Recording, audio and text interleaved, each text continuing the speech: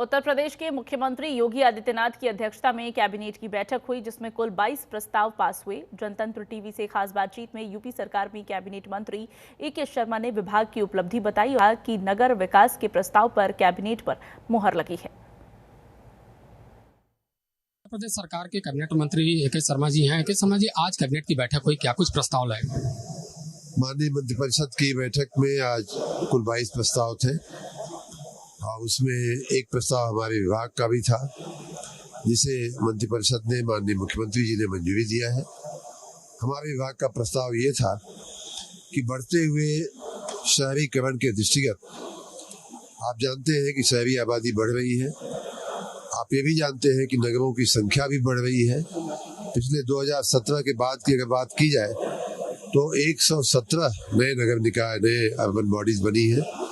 124 की क्षेत्रफल में जनसंख्या में वृद्धि की गई है। तो इस प्रकार बढ़ते हुए शहरीकरण के दृष्टिगत नए सिरे से हमने अपने नगर निगमों का, नगर पालिकाओं का वर्गीकरण किया है। Class A, class B, class C में करके, क्लास 1, क्लास 2, क्लास 3 में करके 20 लाख से बड़े की से ज़्यादा जनसंख्या वाले नगर निगम, जिसमें लखनऊ भी आता है, 10 से 20 लाख की जनसंख्या वाले नगर निगम और उसके नीचे की जनसंख्या वाले नगर निगम, फिर उनके अंदर जोनल व्यवस्था हमने किया है।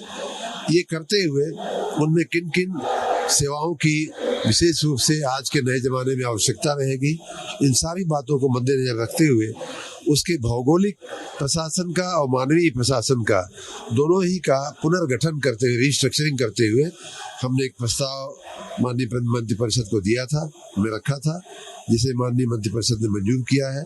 उसमें प्रमुख बात यह है कि जो केंद्रीय कर्मचारी हमारे आज तक लगभग 3000 की संख्या हुआ करती थी, वो बढ़ करके लगभग 6500 से ऊपर की संख्या को मंत्रिपरिषद ने मंजूर किया है। आने वाले दिनों में इसका बहुत ही अच्छा परिणाम नगरीय प्रशासन में देखने को मिलेगा। धन्यवाद से बात करने के लिए। तो उत्तर प्रदेश सरकार के मंत्री हैं, जिन्होंने कैबिनेट में नगर विकास को लेकर जो कुछ भी आया उसके बारे में जानकारी दी और बताया कि कहीं न कहीं विकास की रफ्तार उत्तर प्रदेश में और भी तेज होते हुए दिखाई दे रहा है।